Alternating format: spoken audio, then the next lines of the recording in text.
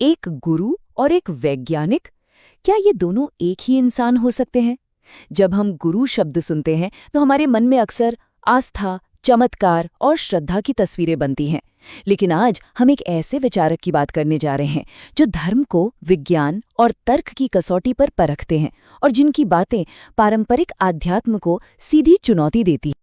ये सिर्फ दो अलग अलग तस्वीरें नहीं हैं, ये सोच के दो बिल्कुल अलग तरीके हैं। एक तरफ है आस्था, दूसरी तरफ है विश्लेषण। एक तरफ है मानना और दूसरी तरफ है जानना। आज हम इसी फर्क को गहराई से समझेंगे और देखेंगे कि अध्यात्म की दुनिया में ये नया नजरिया आखिर क्या मायने रखता है। आईआईटी दिल्ली से इंजीनियरिंग, आईआईएम अहमदाबाद से एमबीए और तो और सिविल सेवा परीक्षा में टॉप रैंक।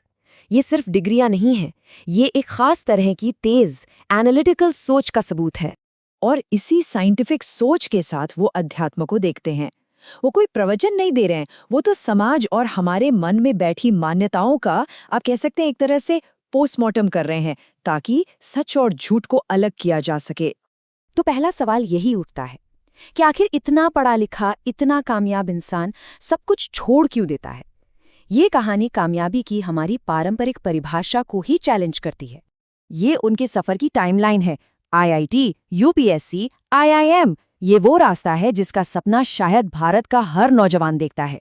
उन्होंने वो हर मुकाम हासिल किया जिसे समाज कामयाबी की गारंटी मानता है, पर असली कहानी तो इस कामयाबी के बाद शुरू होती है। और यहीं पे कहानी में एक जबरदस्त मोड़ आता है। सफलता की सबसे ऊंची सीढ़ी पर खड़े होकर उन्हें ये एहसास हुआ कि ये उनकी मंजिल है ही नहीं, ये बस एक पड़ाव था जिसे पीछे छोड़ना बहुत जरूरी था। कॉरपोरेट दुनिया में टॉप पर पहुंचकर उन्होंने देखा कि बड़े बड़े सीईओज भी अंदर से उतने ही डरे हुए और खाली हैं जितना एक आम इंसान। तो उन्हें ये बात साफ हो गई कि बाहर की कामयाबी अंदर के खालीपन को नहीं भर सकती, और यही एहसास था उनके सब कुछ छोड़ने के फैसले की असली वजह। तो जब उन्होंने बाहरी दुनिया को छोड़ा तो उन्होंने अंदर की दुनिया पे काम करना शुरू किया, और यहीं से शुरू हुआ अंधविश्वास के खिलाफ उनका युद्ध। अब हम उनके दर्शन के उस हिस्से पर आते हैं जो सबसे ज्यादा विवादास्पद है, जहां तर्क और अंधभक्ति की सीधी टक्कर होती है। उनके तर्क का बेस बहुत सिंपल है। वो कहते हैं कि हमने शाश्वत सत्य यानी श्रुति को भुला दिया है और समय के साथ बदलने वाले रीति रिवाजों यानी स्मृति को ही धर्म मान बैठे हैं। ज्योतिष जैसी चीज जिस पर करोड़ों लोग यकीन करते हैं, उस पर उनका स्टैंड बिल्कुल क्लियर है।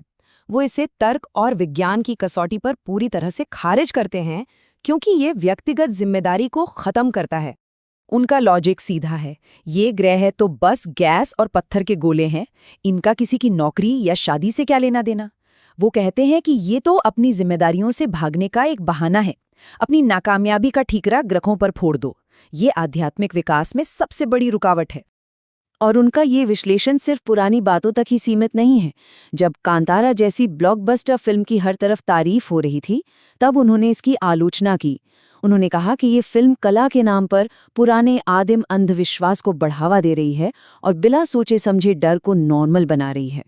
तो अगर रीति रिवाज और कर्मकांड जवाब नहीं है, तो फिर जवाब क्या है? उनके लिए जवाब है गीता में। पर गीता कोई पूजा पाठ की किताब नहीं, बल्कि ह्यूमन साइकोलॉजी को समझने का एक साइंटिफिक मैनुअल है जो आज के मेंटल हेल्थ क्राइसिस का हल दे सकता है।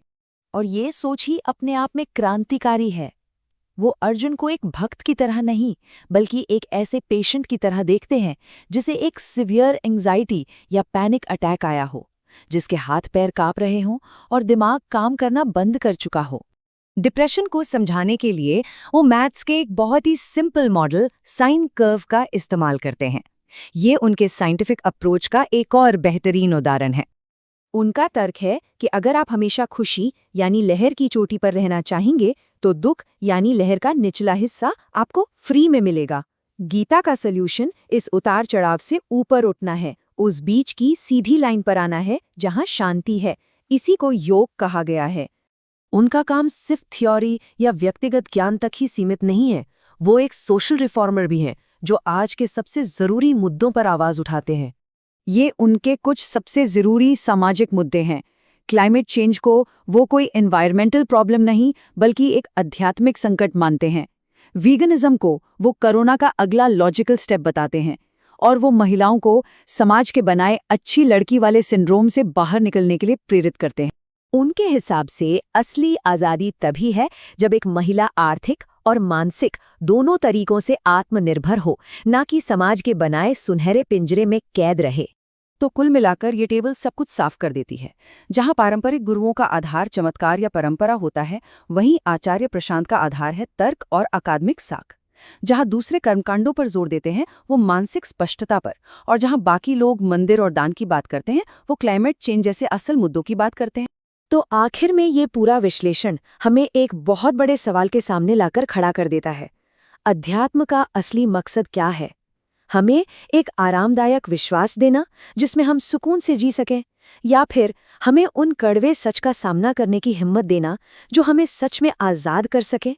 इसका जवाब शायद हम सबको अपने अंदर ही खोजना होगा।